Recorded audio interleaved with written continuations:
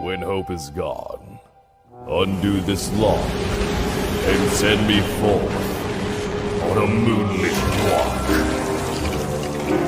Release restraint level 0.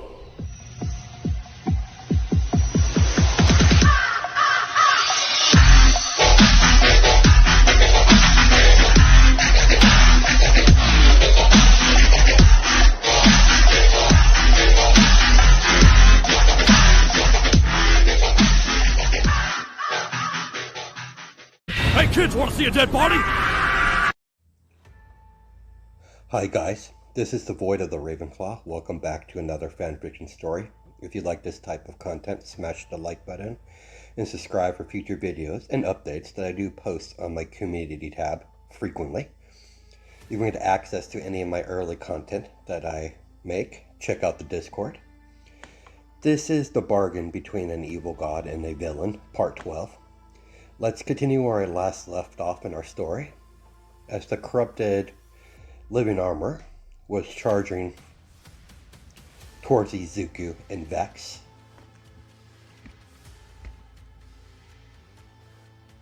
the living armor swung its large sword. The moment the corrupted living armor swung its sword, Izuku and Vex managed to dodge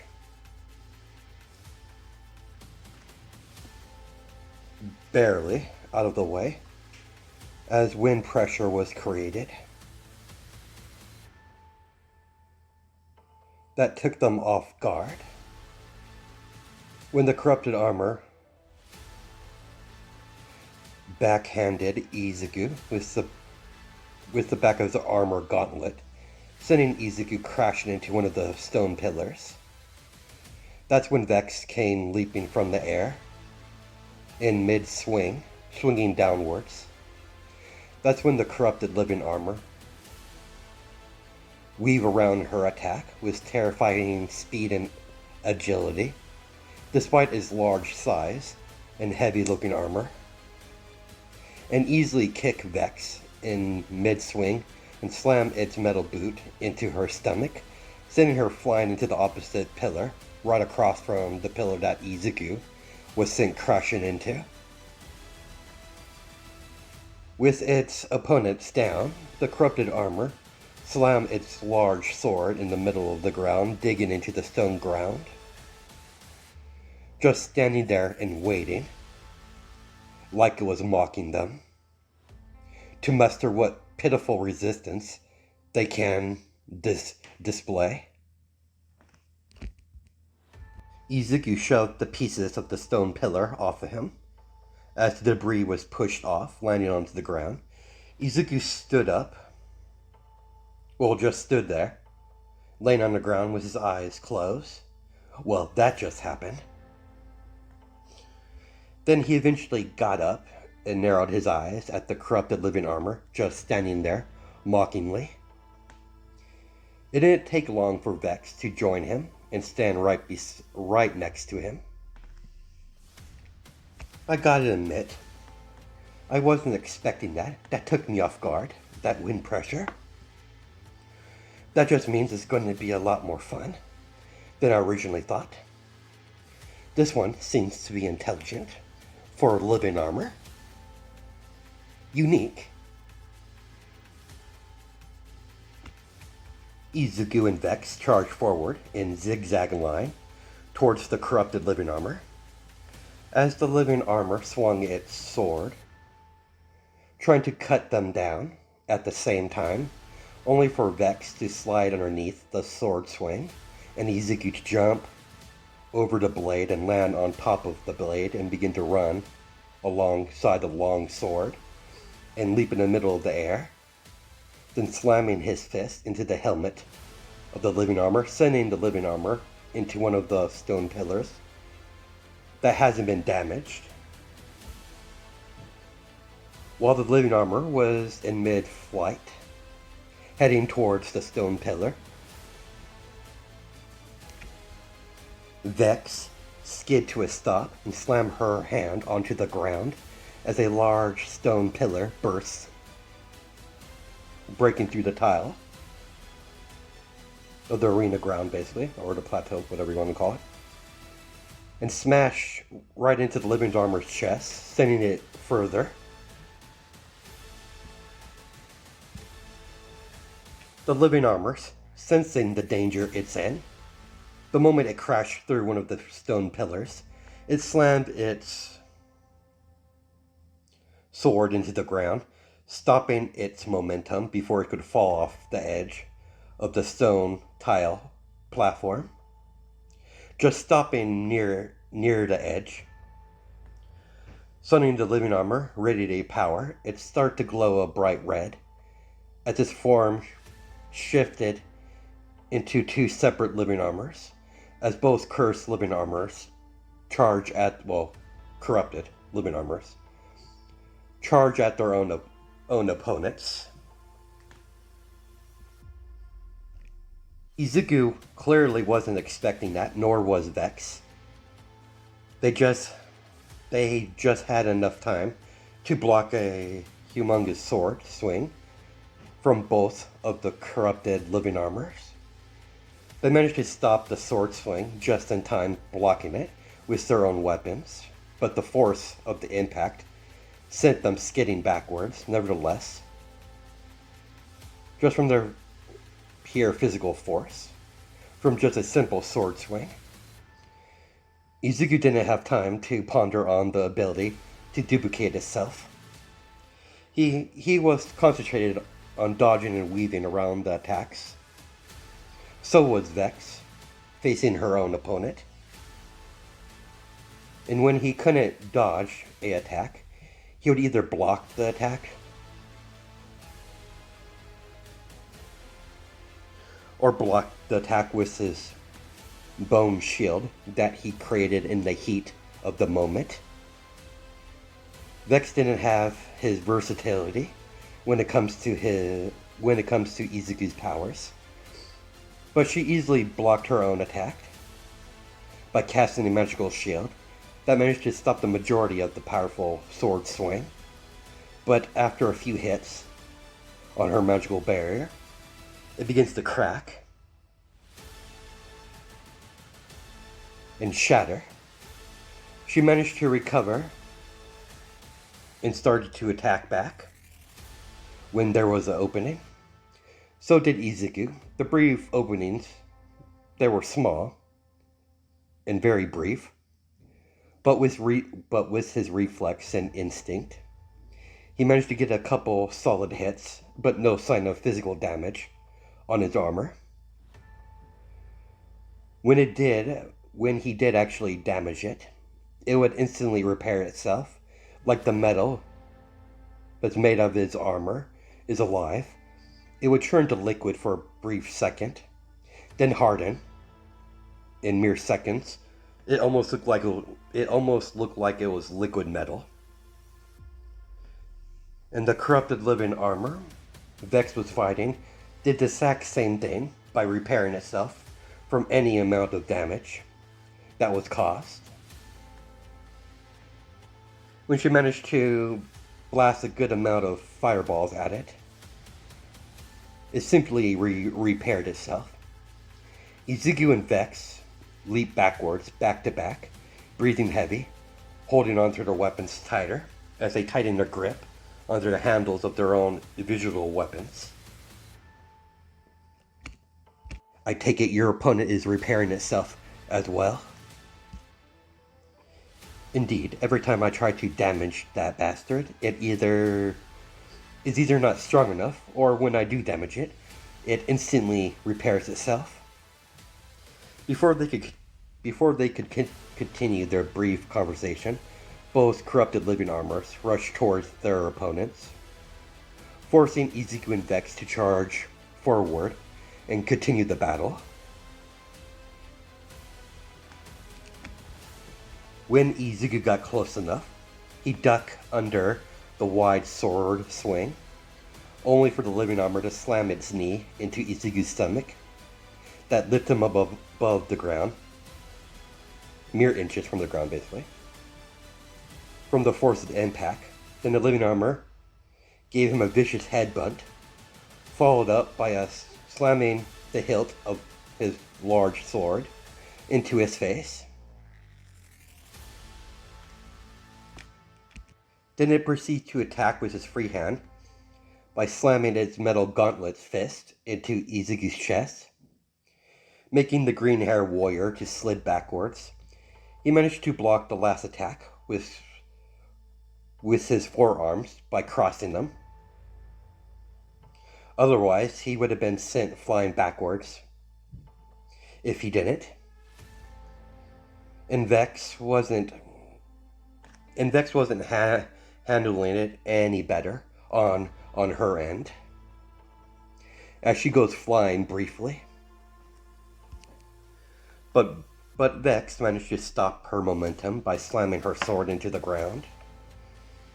As Vex cough up a little blood from the last attack that she wasn't expecting, the living armor to attack her with his free hand into a fist that landed brutally in her stomach from the last attack. But she pushed back the pain and charged forward. That piece of scrap is getting on my nerves. As Vex smirk eventually formed into a frown as she growled at the corrupted living armor, just standing there mocking her, not bothering to initiate the battle further until she attacks. As a warrior, it was irritating and disrespectful that her opponent doesn't try to capitalize, like she's not a threat, and that pisses her off even more. But she kept herself composed. She knows full well her current approach is not working. Izuku came up with the same conclusion as well at the same time she did. Unlike Vex, he's not frustrated or angry. The opposite, in fact. It's having the opposite effect on him. He has a wide grin on his face. It's the most damage he's ever received in his entire life. This battle is the hardest he's ever faced. This is the strongest opponent so far he has came across, outside of those weirdos in those white cloak, those holy church fellows. The simple fact that he's slightly bleeding from his forehead just made him more excited. And the mere thought of him actually dying from this battle, dying here, did not worry him one bit. Instead, it gets his blood pumping.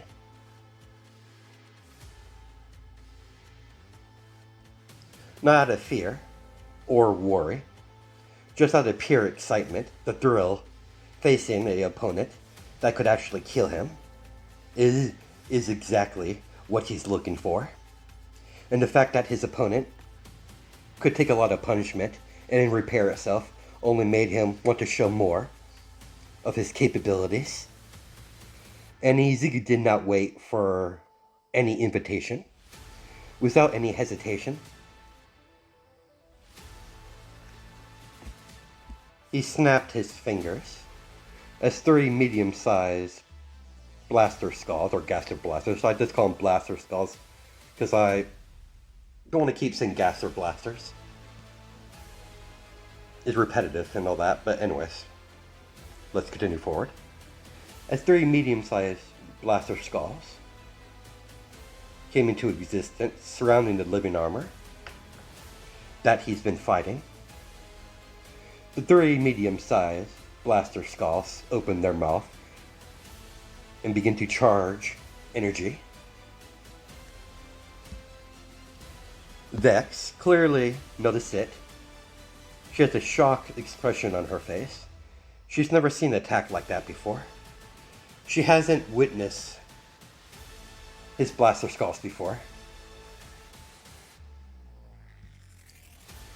Izu gave his mental command to his blaster skulls. As they opened fire, as three different green beams of energy fly into the living armor, front, back, and above. As there's a bright flash of green light, when the light receded, the corrupted living armor is badly damaged. Majority of the armor is missing, but it's starting to repair itself slowly. There was no core in sight. Izuku calculated he's only fighting the double, the clone. And what that means is Vex is most likely fighting the original. Without no hesitation, the Blaster Skull shot out another wave of green energy in forms of beams in rapid succession and a rapid burst. Each beam hit the armor, destroying it further. Even though it's repairing itself, Izuku still having his floating skulls unleash beams of energy repeatedly, one after another.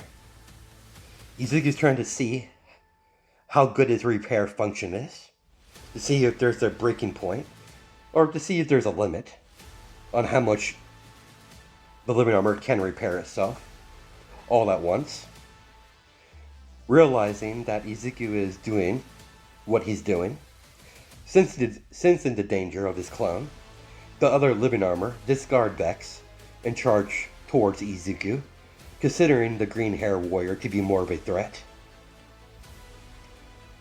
Vex was too far away to cut off the living armor, so she did the best thing she can do at the moment, and plays a magical shield over Izuku. The living armor begins to attack, only for his sword to be stopped by a magical barrier. The living armor continued to smash its blade and fist into the magical barrier, trying to get through to stop Izuku from destroying its double. Vex was maintaining the magical shield barrier, repairing it. When she could, she can't move from her position. If she did, she would lose focus, and the corrupted living armor will break through her magical barrier. But eventually, Izuku managed to put too much pressure on the barely repairing living armor.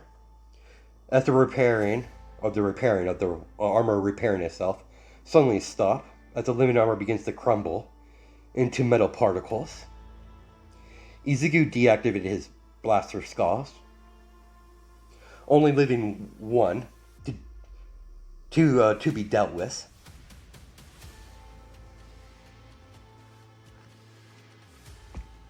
He deactivated all of his Gaster Blaster skulls except for one, and had it charge forward, smashing into the living armor's flank. The living armor managed to place one of its gauntlet hands onto the floating skull before it could smash into him, forcing the living armor to drop his weapon and use his other hand to push forward. The living armor is going into a power struggle. In the midst of their power struggle, the blaster skull opened its mouth and began to charge a beam of energy, only for the living armor to wrap both of his arms around the skull and begin to slowly crush it in a bear hug as the skull slowly begins to crack. As the blaster skull hit critical mass, as the beam of energy it was charging up exploded. When the light receded from the energy explosion, the living armor was barely damaged, but it instantly repaired itself. The living armor extended his hand outwards towards his sword as the sword flew from the ground right into his hands. Just from a mental command, like it's a part of him, Vex channeled magic through her entire body, making her faster. As she instantly was in front of the living armor in mid-air, as she swung downwards with a magical infused punch right into the stomach of the living armor, while Izuku slammed a powerful low kick in the back of the knee, forcing the armor to kneel down to one knee, giving Vex enough time to cast a more powerful fire spell. As a firebolt was cast, as she plunged it right into the chest of the living armor, making a loud noise and a big explosion go off immediately, sending Vex and Izuku flying back as they both skid across the ground, stopping before they go off the edge. When the smoke cleared, the core was exposed in the right shoulder of the living armor. As the living armor slowly begins to repair itself, specifically around the part, his right shoulder, that has his core exposed, Izuku had enough. Izuku created the largest blaster skull to date into existence. It immediately shot out a humongous beam of energy. Not only did it hit the corrupted living armor, but the beam kept flying over the ancient city, smashing into the wall, making a large hole, easily cutting through a hole right into another chamber. The core of the armor was instantly vaporized from the attack, as a large sword dropped to the ground, as the armor begins to crumble upon itself. As a large screech could be heard from the living armor, then what was left of the living armor crumbled to the ground, lifeless. Izuku's breathing heavy. That stunt took a lot out of him. As soon as his heavy breathing started to lessen to a normal rate, then he started to laugh, tilted his head backwards. Well, not really. He pretty much laughed. With his back, threw his head back, laughing, like he just found the most amusing thing in the world. Not crazily, but it's an odd sight to be witnessed, taking Vex by surprise. But she didn't say anything about it. She wasn't worried. She just seems amused that he's having a good time. Izuku composed himself. You seem to be enjoying yourself in this battle. Immensely, Vex. But all good things must come to an end. Let's move forward. As she walked towards the door, on the other side of the tile arena ground that they're on, it looks like it's locked. Izuku pulled out a key he got earlier and slid it inside the keyhole and turned the key. Once the key was inserted and turned, the door mechanisms begin to create sound. As the door slowly started to disintegrate, leaving nothing but a doorway to step through.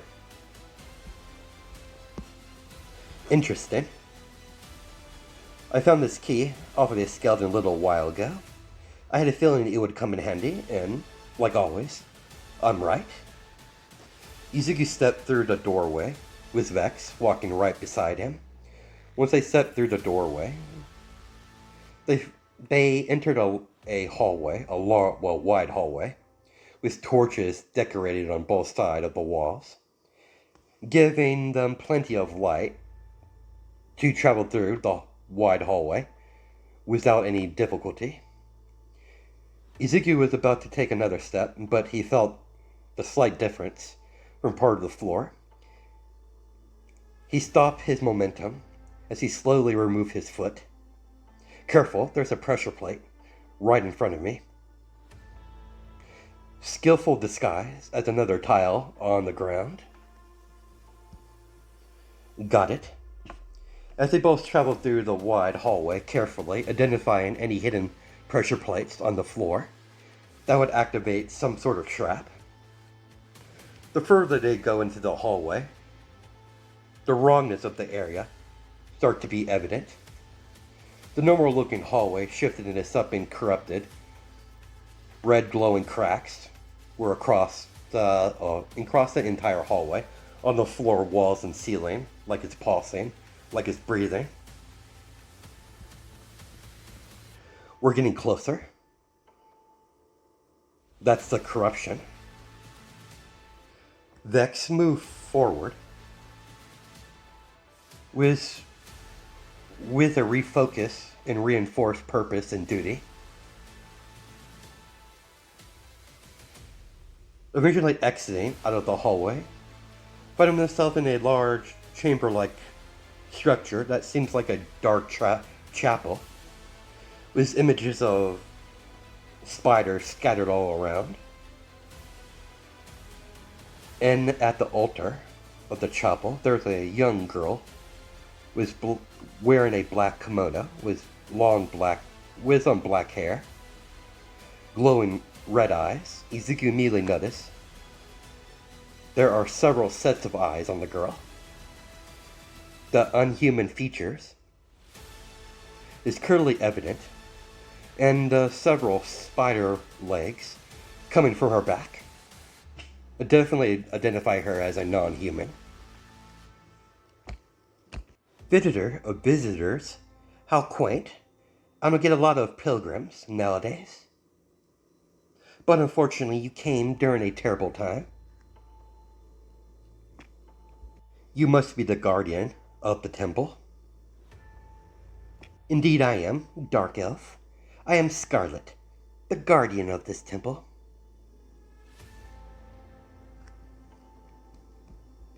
My designation here is to guide pilgrimage to their quest to acquire the spider orb. And I'm guessing that's part of the wide reasons why you're here. What do we have here? A human. How unordinary. I'm here to get rid of the corruption. Can you tell me more about it? You intend to face the corruption, Elf? Indeed, that's my entire purpose here. Then perhaps our goals could be temporarily aligned. Ever since they arrived in my temple, corrupting everything, I tried my best, but I don't have the necessary power to vanquish the source of the corruption. But perhaps you and your little human pet could do what I could not. But to get to the source of the corruption, you're going to have to go through the many trials ahead of you. Unfortunately, many of the warriors, the entities that will test your worthiness, has been corrupted. You're going to have to vanquish each one of them to move forward, unfortunately. I have no problem facing these corrupted entities. Just leave that to us. We'll take care of it. I see you're very confident. You're either incredibly brave or incredibly foolish. Or perhaps you have the necessary skills to do what you say. Very well, green-haired human. And black-haired dark elf. Follow me. I am Scarlet, by the way. Izuku, and this is my companion, Vex. Well met, Izuku and Vex. I gotta say, you've done well to get to this point. I could tell you haven't been untested yet. What exactly is this trial you're taking us to? The trial itself is not too difficult, but the opponent you'll be facing is not. Let's just say the previous skeleton warriors that you face until this point were small fry.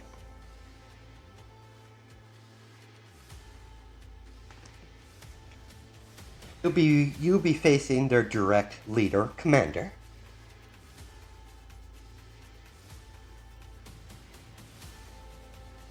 The skeleton Black Knight. He has been corrupted. He needs to be cleansed. Then, only then, I will be able to bring him back to his original self. It won't be easy. Many have faced him and died since he's been inflicted by this corruption. I've never been one to shy away from a challenge. When they finally arrive, they found themselves in a black stone coliseum. When Vex was trying to walk further with Izuku, a single black spider leg stopped her momentum. Scarlet casually stretched out one of her spider legs in front of Vex. Not you. He must face this challenge alone. Vex wasn't happy about it, but she nodded. Sorry, Izuku, it seems like I can't take part in this battle. It's quite alright. Just walk in the middle of the arena. He'll sense your arrival. He'll sense your approach. Izuku did what he was instructed. The moment he entered the middle of the Colosseum, Izuku could hear sounds of a armor footsteps walking in a dark opening on the other side of the Colosseum. As a black skeleton knight revealed himself as he stepped fully into the arena. The skeleton Black Knight, Luga, approached Izuku, slamming his corrupted blade into the ground. Meanwhile, Vex and Scarlet were watching in the VIP section of the Colosseum. How fascinating, a human challenging me. You cannot stop what to come, mortal. You will fall here. You cannot stop the Dark One. You see, Big Guy, I really don't give a fuck about whatever you said. Dark One, I could care less. Let's just get this started, shall we? I don't have all day. I have places to be. How arrogant. Very well. As he grabbed the handle of his two-handed sword and yanked it out of the ground with one hand and swung it towards Izuku as a gust of wind was created. When the gust of wind hit Izuku, that made his hair blow in the wind.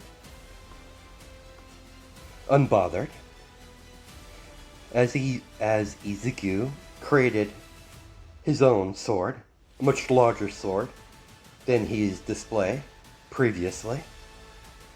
It's a one-handed bone sword. It looks like a broadsword in appearance. Izuku's strong enough to wield it with one hand. Or two. It depends on his situation. Izuku charged forward. Luga met his charge with his own, swinging his sword upwards, forcing Izuku to block the sword swing and slide to a stop, then immediately rolled out of the way. As Luga blade came thrusting downwards, cracking the arena ground of the Colosseum. Izuku narrowed his eyes as the cracks on the ground, like spiderweb cracks, begin to form. Luga rushed towards and slammed his shoulder into a shoulder charge right into Izuku, sending Izuku into one of the many pillars around the arena ground of the Colosseum. Izuku managed to recover before he could make another impact with another stone pillar, slamming his bone sword into the ground, stopping his momentum in a skid. Luga charged forward, breaking the ground underneath his feet, and went into a flash step and appeared right in front of Izuku, slamming his sword downwards. Izuku managed to roll out of the way at the last moment, but despite his quick and fast movements, Luga managed to slam his armor-booted foot into Izuku's chest, sending him flying into a wall of the arena. Izuku used his free hand to stop his momentum before he could hit the wall fully, because he's fast approaching the wall. He managed to stop his momentum in a handstand.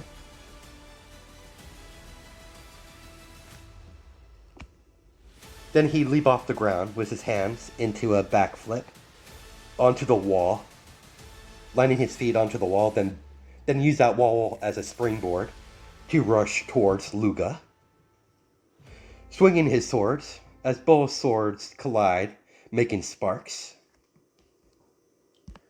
But despite Izuku's current speed and strength, Luga easily outmaneuvered and outpowered Izuku. Each time Izuku attempted a strike, it was easily blocked. Each successful block he managed to, Luga would strike him multiple times. With each block he attempted, with his metal gauntlet fist and elbows. The battle got a lot more intense. Izuku could barely keep up with his opponent's speed. At this point, he's getting batted around like a ragdoll. If he blocked an attack attempt, he would get counterattacked several more times as Izuku was sent flying backwards. Izuku skid to a stop by slamming his sword once again into the ground, breathing heavy. You seem to be having trouble. How did you mortals say it nowadays? Oh yeah, you're getting your ass kicked. Not helping, Zelik. Yeah. Maybe you should just stop holding back. You know full well if I use my top strength and speed, I won't be able to last long. My body just can't handle it. And yet, my friend, your options are very limited. While the entire time Izuku was conversating with Zelik, he was continuing the battle. Multitasking has always been easy for Izuku. Then I guess I'll have to do something about it. I guess I have to strengthen your body even more than I have so far. Wait, is that even possible? I knew you already strengthened my body already when I was younger. Your body is very unique with your bone manipulation quirk. You already have a form of super strength when I altered your body the first time. Why didn't you improve my body even more when you did it the first time? Zelik. You're still a child. I wasn't sure how much you could handle. I would not have you die too soon. That would be too boring. And you are needed. Fine, Zelik. Do it. I don't have a whole lot of options there. As much as I enjoyed this battle, I will not lose. Very well, Izuku. Brace yourself. This is going to hurt. Zelik used what power he has access to stop time in his virtual reality world, infused with magic. Izuku noticed it. Like everything stopped moving. The hell did you do? Before he could get his answer, Izuku felt his body being torn apart and rebuilt piece by piece as extreme amount of pain coursed through his body. Despite the terrifying pain, Izuku did not scream. He did not fall to his knees. He tightened his fist as blood begins to drip from his fingers, from his hands, from his fingernails digging into his palm. The process lasted for almost 20 minutes. When it was finally done, his physical appearance hasn't changed, but he could tell his muscles could output a lot more power, and his legs could produce a lot more speed than he originally could.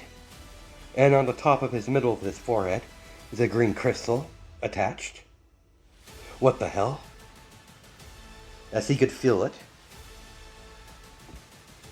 as he placed his finger over the green crystal in the middle of his forehead.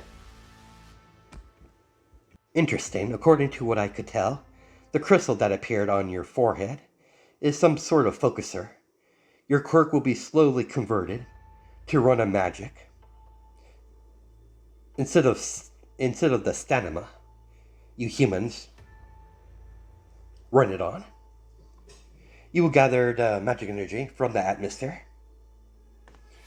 giving you more access to power. Not unlimited power, of course. There's so much you can absorb and use all at once.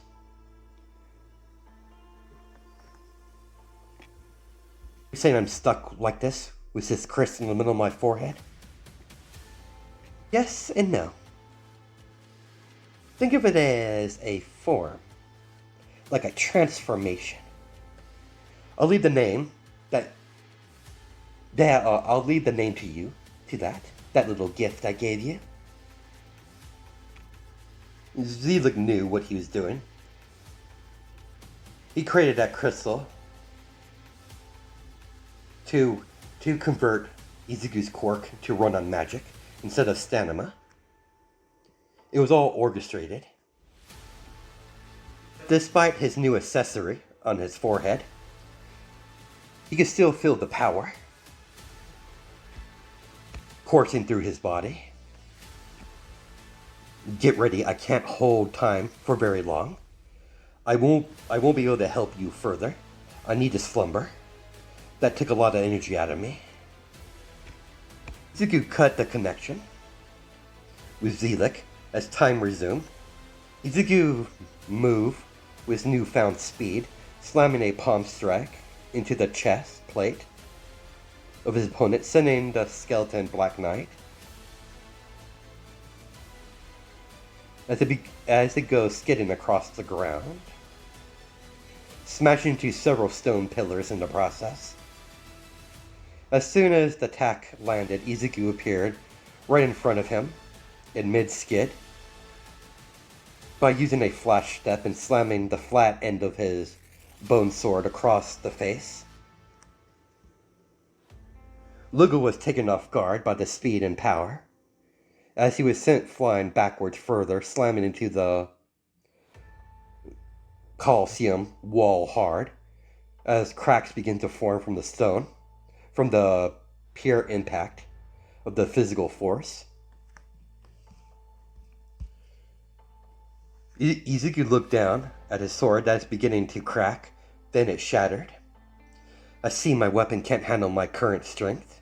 If my weapon couldn't handle my original strength, there's no way hell my swords could handle my upgraded strength. As he looked down at his shattered weapon, as he casually tossed it to the side, not bothered one bit, Scarlet and Vex were surprised by the display of speed power from Izuku. There's no way he's human.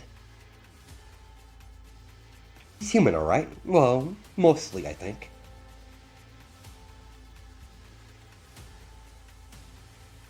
Did you meet this Izuku?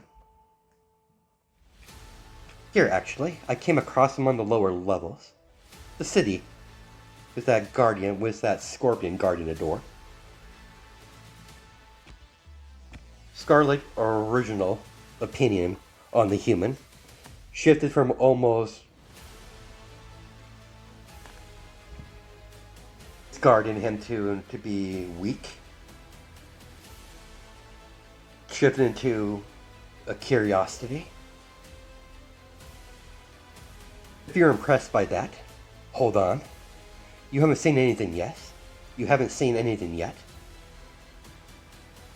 Yet that glowing green crystal is a new addition. Scarlet wasn't stupid. She knows that crystal in the middle of his forehead was not just for decoration. She could sense his whole body, his whole demeanor, the way he moved. Something changed. For the first time since the corruption affected her temple, she has hope. She won't fail as a guardian. She might be young according to her species, but she's still powerful, and yet she's not strong enough to get rid of the corruption. But the reveal of this human and this dark elf might change the tide of the battle. How's that possible? You weren't that strong before. What did you do? As he pointed his sword at the human, who had the arrogance to challenge him. Izuku only did one thing. He did not reply to him vocally, but he did give him a vicious smirk. That smirk promised pain and suffering in the near future. As his killer intent rises, making the pure killer aura engulf the entire arena or the entire Colosseum, making Luga step backwards in fear. He hasn't felt anything like that in a long time. It shook him to his core.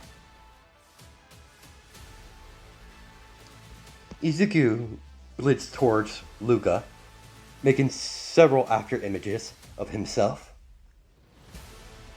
Luga swung his flat end of the sword, lifted up the flat end of the sword to block the fist coming his way. But Luga, in expression, turned into surprise. The moment Izuku slammed his fist into the flat end of the blade cracked and shattered instantly, as Izuku's fist continuing traveling forward, slamming into Luga, right into his stomach, sending the skeleton Black Knight backwards like a rocket. Izuku's hand still is outstretched, as his fist had semblance of smoke radiating off of it from the pure physical force of his attack that he managed to land under the Black Knight. Izuku couldn't keep his composure anymore. He threw his head back and began to laugh with a evil grin on his face. This laugh was much different than the one he did earlier. His villain persona is peeking through the cracks. That's where we're going to stop it for now. I'll catch you guys in the next video.